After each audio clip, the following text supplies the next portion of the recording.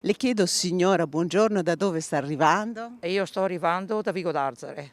Tutti gli anni alla messa delle Sì, 6? sì. È un voto o è proprio un dire grazie a Sant'Antonio? Dire grazie anche. È una tradizione a cui non si può mancare e che fa parte della nostra essere padovani ed essere religiosi e credere nella storia e nel percorso di Sant'Antonio.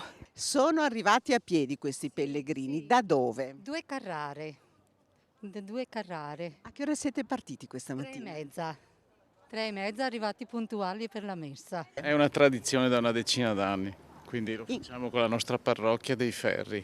In quanti siete che Siamo camminano? una ventina, 20-25. Da dove? Da Este a piedi.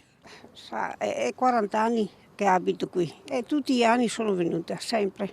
Un ringraziamento da anni, dal 2011 che veniamo qua da Antonio, il nostro amico. È il vostro amico? Sì.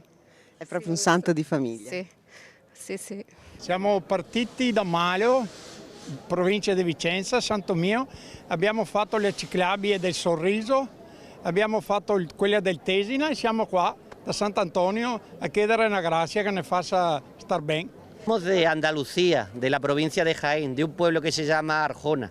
Io ringrazio per il tanto che ho avuto. Che sono devota a Sant'Antonio perché 28 anni fa sono stata miracolata, quindi per me è una cosa che ci tengo tantissimo.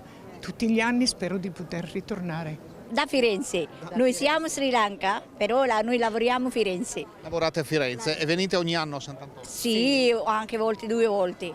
Anche il 1° maggio, sempre comunità di Sri Lanka, sempre pieno di qui a Padova.